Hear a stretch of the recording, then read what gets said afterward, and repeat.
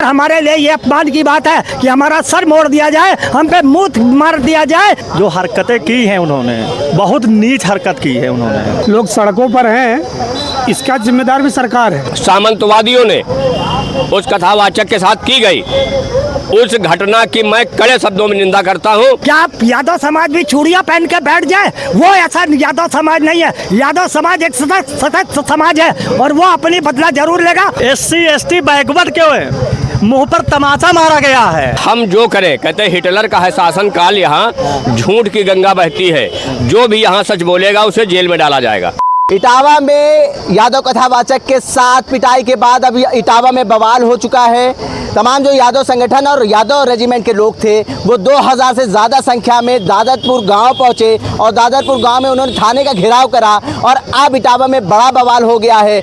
आगरा और लखनऊ एक्सप्रेसवे का घेराव कर दिया गया है, जहां पर अब पुलिस बल जो है वो सख्ती करता हुआ नजर आ रहा है। इस बवाल का जिम्मेदार किसको मानते हैं? हालांकि अभी एक समाजवादी पार्टी का प्रतिनिधि मंडल गोरखपुर गया था, वहां पे भी भारतीय जनता पार्टी के कार्यकर्ताओं द्वारा उनको रोकने का काम करा गया, बीच में बुलडोजर तक खड़ा कर दिया गया और अब यादव रेजिमेंट और यादव संगठन जो है वो इटावा में यादव कथावाचक के साथ जो आपत्तिजनक हरकत करी गई है और उनकी पिटाई करी गई है उसके विरोध में अब प्रदर्शन कर रहे हैं। इस पूरे मामले का जिम्मेदार जनता किसको मानती है ये जानने की कोशिश करेंगे। पूरा मामला आपको पता है, क्या यादव कथावाचक हो सकते हैं या नहीं? क्या ब्राह्मणी कथावाचक होने चाहिए? अगर यादव ने कथा कर दी है तो उसके बाद इस पूरे बवाल के जिम्मेदार किसको मानते हैं आप? ये जो बवाल हुआ है इतना, जिस गांव में जो पंडित बिरादरी जो हैं, ब्राह्मणी लोग हैं ना,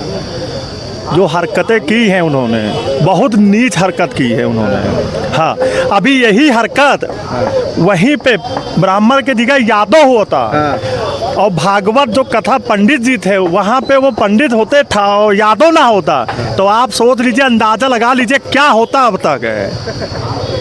पता है ना यहाँ कितने लोग घूम रहे हैं ना अपनी अपनी सर्टिफिकेट देने के लिए, फिर ये लोग नंगा नाच करते हैं फिर यहाँ पर है। बहुत गलत हुआ। और वो बुलडोजर कहाँ चला गया? क्या ड्राइवर के, बुलडोजर के ड्राइवर के बाबा सिर हो गया क्या कि उन लोग के घर कब टूटेगा पंडितन के पे, जो इन्होंने ये हरकत की है इतना पे? मतलब बाल बना लिया, चलो ठीक है, किसी के मूत्र से मतलब छिड़काव होगा, ये तो बहुत ज़्यादा हरकत, ये हमको नहीं समझ में आई। शुद्धिकरण किया गया। हाँ, शुद्धिकरण नहीं किया गया। हाँ, वो नहीं किया गया। SC ST बैकवर्ड क्यों है? मुंह पर तमाचा मारा गया है कि ये देखिए हम लोग की पावर, भाजपा सरकार में पावर दी गई है हम लोग को इतनी। अब है अभी यही हरकत यादव जी लोग किए होते या SC ST किए होते तब तो अब तक बुलडोजर क्या पूरा यहाँ लखनऊ के अधिकतर अधिकारी वहाँ पहुँच गए होते हैं, यादव परिवार के ऊपर है, हावी हो गए होते हैं। अभी तक क्यों नहीं हुआ? कल योगी जी का एक बयान आया, SP को कि फटकारा गया है, उसको तो तुरंत निलंबित, सस्पेंड सब करा जाए थाने। कथावाचकों के खिलाफ मुकदमा भी कर दिया गया है कि जाति छुपा कर आप कथा पढ़ने आए थे। अच्छा ये बताइए, हिंदुस्तान में एक से एक टीका, भगवा कलर और सब ये सब हरकतें कर रहे हैं, गौमांस वाला और जो ये सब कर रहे हैं, पूरी बात नहीं बताएंगे, दिखता सबको है, बोलते बहुत कम लोग हैं। क्यों? इसका रीजन है भाजपा सरकार चल रही है, लेकिन मैं नहीं डरने वाला, मैं नहीं डरने वाला। खुला विरोध होगा इन लोग का। अब क्यों किया इन्होंने हरकत ऐसी? नहीं करनी चाहिए। योगी जी को तुरंत जाके कहीं पे इस्तीफा दे देना चाहिए, अपने विधानसभा तत्काल बुला के। अब योगी जी के इस्तीफे की मांग जनता कर रही है। पहलगाम में आतंकी पहुंचते हैं, जाति धर्म पूछकर मारते हैं, इटावा में भी जाति पूछकर मारा जा रहा है। देखिए, मैं उस पर नहीं जाना चाहता हूँ, मैं क्रिया पर प्रतिक्रिया की बात करता हूँ। जो उन्होंने किया इनके सामने आ गया। इस बच्चे ने, मौर्य जी ने एक बात बहुत गलत कही है कि बाल काटे तो काटे, मुँह तो ना, बहुत गलत है। हमारे यहाँ हिंदुओं में बाल तभी कटते हैं जब हमारे यहाँ कोई मरता है, तब हमारे यहाँ मुंडन होता है। ये दोनों ही अपराध की श्रेणी में आते हैं।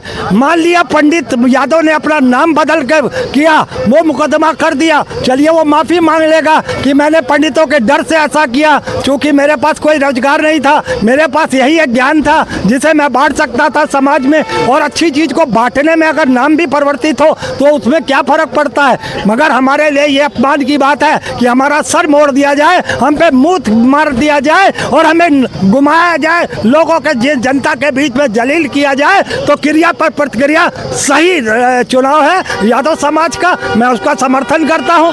और साफ साफ वो जो लोग जिन्होंने ये अपराध किए हैं उन्हें सख्त से सख्त सजा दी जाए, तभी ये न्याय की बात होगी। अन्यथा ये होगा फिर कि जिसकी सत्ता उसी की लाठी वाला कहीं खेल हुआ, तो शायद यादव समाज को न्याय ना मिल पाए। फिर अगर क्रिया पे प्रतिक्रिया होती है तो आगे कोई बात बढ़ेगी तो उसका जिम्मेदार। प्रतिक्रिया बता रहे यादव समाज आज सड़कों पे है, अपनी नाराजगी जाहिर कर रहा है। बिल्कुल करेगा ना, वो तो जायज बात है ना। तभी तो मैंने कहा है अगर सरकार एक्शन नहीं लेती है, पुलिस एक्शन नहीं लेती है, तो ना जाने ये इस तरीके का माहौल कब तक रहेगा। तो अब जनता तो अब ये यादव समाज तो इसका जवाब देगा ना। वो अपने आप को अपमानित ठगा हुआ महसूस कर रहा है कि आपने इतनी बड़ी हिम्मत हो गई, आप सर मोड़ दो, मुँह दो हमारे ऊपर। ये दलितों के साथ हो रहा है। अभी इन्होंने क्या किया था राणा सांगा वाले केस में, ये करणी सेना वाले दलित के घर चले गए थे। क्या आप यादव समाज भी चूड़ियाँ पहन के बैठ जाए? वो ऐसा यादव समाज नहीं है। यादव समाज एक सतत समाज है और वो अपनी बदला जरूर लेगा। और क्रिया पे प्रतिक्रिया का समर्थन मैं भी करता हूँ, मगर मैं ये चाहता हूँ कि कानून जल्द से जल्द उस पर कोई फैसला ले और उन दोषियों को सजा दे। यादव समाज आज इटावा की सड़कों पर है, कैसे देखते हैं? यार देखिए, कोई भी चीज़ जो गलत होने वाली है वो गलत है। तो मैं मानता हूँ कि कथा, भगवान की कथा करने वाला सिर्फ ब्राह्मण नहीं हो सकता, तो कोई भी है कथा कह सकता है जो विद्वान है। भगवान का नाम लेने के लिए ब्राह्मण होना आवश्यक थोड़ी है। और अगर ये लोग सड़कों पर हैं, इसका जिम्मेदार भी सरकार है। अगर वो त्वरित कार्रवाई करती, अगर निष्पक्ष कार्रवाई करती, तो ये स्थिति उत्पन्न ना होती। उत्तर प्रदेश की योगी हुकूमत ने पूरी तरीके से मन बना लिया है कि हम जो करें, कहते हैं हिटलर का है शासन काल, यहाँ झूठ की गंगा बहती है, जो भी यहाँ सच बोलेगा उसे जेल में डाला जाएगा। योगी हुकूमत जो भी करे उनका समर्थन करते रहो, कोई दिक्कत नहीं होगी। अगर विपक्ष जिंदा है तो जिंदा आदमी तो बोलेगा, आवाज़ उठाएगा। ये सारी चीज़ें इनको खराब लगती है। और उत्तर प्रदेश की योगी हुकूमत जिस तरीके की इटावा की घटना हुई, तो मैं तो ये कह रहा हूँ कि किसी भी धर्म को मानने वाला हो, अगर उससे धर्म का ज्ञान है तो वो सब कुछ करेगा। और ये करने के बाद तभी कोई विद्वान आदमी होगा तभी कर सकता है, दूसरा आदमी नहीं कर सकता है। और इनको क्या ज़रूरत थी भाई? आप जब कथा के लिए आपने किसी को बुलाया था, तो जब आप पहले वहाँ पे उसकी जानकारी कर लेते, क्या सिर्फ किसी एक समाज को यह अधिकार है कि तुम ही नमाज पढ़ाओगे, तुम ही कथा करोगे, तुम ही रामायण पढ़ोगे, तुम ही गीता पढ़ोगे? संविधान ने सबको अधिकार दिया है कि शिक्षा का हो, चाहे अपने धर्म का पालन करना हो या धर्म के जानकारी रखना हो, सारा अधिकार है। लेकिन जो घटना वहाँ पर सामंतवादियों ने उस कथावाचक के साथ की गई, उस घटना की मैं कड़े शब्दों में निंदा करता हूँ। लेकिन उसके बाद में जिस तरीके से वही परिवार के लोगों ने कथावाचक के ऊपर आरोप लगा करके क्रिया की प्रतिक्रिया आ गई, मुकदमा कर दिया गया। तो जब उससे पहले उन 4 लोगों के खिलाफ मुकदमा हो गया था, उससे पहले उस महिला या उनके परिवार के लोग थाने में शिकायत करने क्यों नहीं गए थे कि ये काम इन्होंने किया था, छेड़छाड़ की गई थी? भाई आप पहले जाना चाहिए था। मैं वहाँ नहीं जाना चाहता हूँ, लेकिन ये उत्तर प्रदेश की योगी हुकूमत की जिम्मेदारी है कि लाइन आर्डर दुरुस्त रखा जाए और जो न्यायप्रिय, क्योंकि आपसे लोग न्याय की उम्मीद करते हैं, और आप जब पक्षपात करेंगे, बदले की भावना से कार्रवाई करेंगे, तो जो इटावा में हो रहा है थाना पे ऊपर धरना प्रदर्शन, इसी तरीके के धरना प्रदर्शन पूरे प्रदेश के अंदर होंगे। ठीक है, और भी लोग हैं, उनसे बात कर ले रहे हैं। आज यादव रेजिमेंट और यादव तमाम संगठन जो है वो इटावा की सड़कों पर है, जिम्मेदार कौन? देखो भैया, एक चीज़ बताएं, एक तो पहली बात तो उसकी CBI जांच होनी चाहिए, ठीक है। जांच होनी चाहिए, उस पर कौन असली तय तक जाना चाहिए कि इसमें माजरा क्या है। और दूसरी बात, जो व्यक्ति ने बुलाया था पूजा पाठ, तो कोई भी देखिए, पहली बात तो पूजा पाठ हिंदुस्तान में कोई व्यक्ति हो, किसी जात का, सभी को अधिकार है। इसमें राजनीतिक नहीं होनी चाहिए, क्योंकि चाहे वो देखिए ना कुरान सिखाता ना गीता सिखाती है। कोई भी कुरान भी पढ़ सकता है, कोई गीता भी पढ़ सकता है, क्योंकि ईश्वर सबका एक है। हमारी बात ब्राह्मणों को विरोध कैसा फिर इस बात पे? कल हमने इस बात पे चर्चा भी करी थी, तो अभी आप बताइए ब्राह्मणों को किस बात का विरोध है? नहीं नहीं, वो अब कहना नहीं चाहिए। ये ऐसे लोग जो हैं, इनको अपने विवेक से, जो असली ब्राह्मण है, एक तो ब्राह्मण पे जो असली ब्राह्मण होता है वो क्रोधित नहीं होता है, क्रोधित नहीं होता है। और या असली मौलाना जो होता है उसके ज़बान से कभी अशब्द गलत नहीं निकलता, कोई भी हो।